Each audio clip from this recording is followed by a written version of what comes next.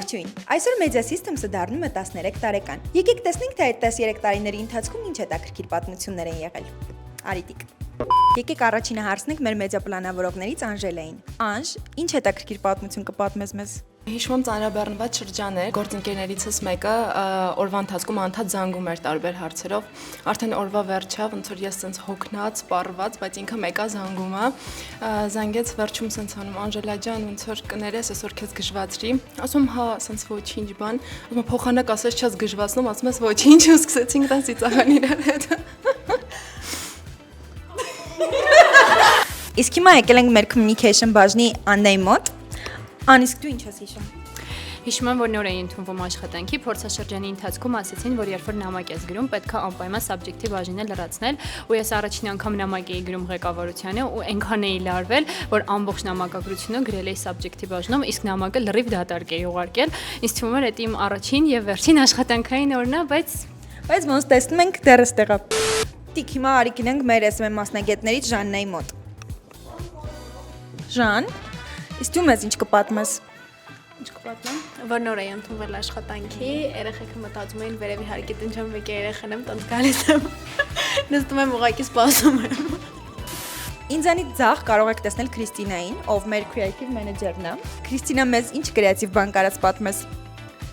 Մի անգամ շպագատ էի իջել օֆիսում, այդ պահին Բելան Բելան է զանգում, երեխեքը տենց ավտոմատ տալիս են ինձ հեռախոսը, ես այդ շպագատի դիրքով տենց ոնց որ Բելայի հետ եմ խոսում։ Տենց այդքան է։ Արի հիմա գնանք Յանայի մոտ։ Իսկ դու մեզ ինչ հետաքրքիր բան կպատմես։ Մի անգամ ես ու Բելան մեկնում են գործուղման։ Ինքնաթիռը արդեն շարժվել էր ու Բելայի մոտ սկսվում է պանիկա։ Եթե ինչ, ինքը կյանքում չունի անհանգստություններ, պանիկա,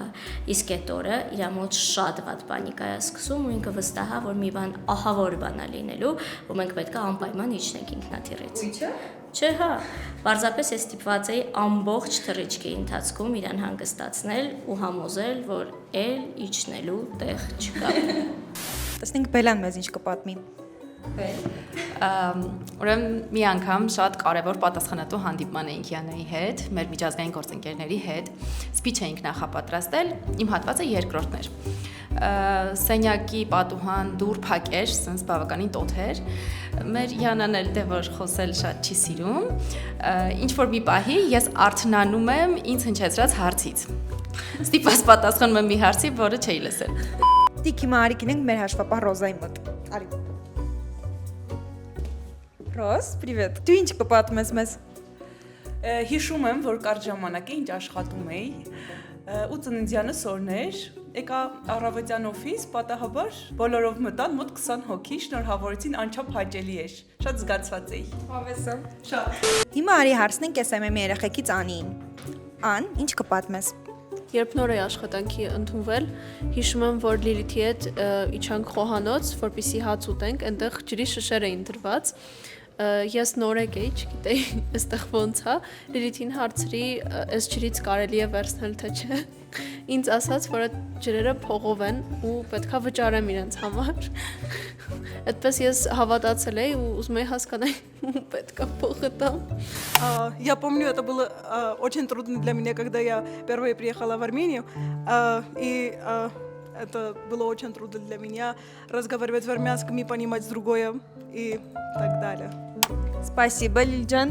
Ոնց հասկացանք Լիթի ինքն էր։ Մերսի։ Не за что. Տիկ, մնացիր դու։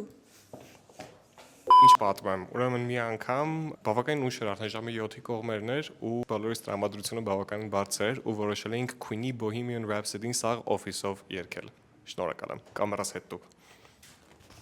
Դե ինչ, այսօր հիշեցինք մի քանի հետաքրքիր դրվագ մեր 13 տարվա պատմությունից։ Մինչ հանդիպում։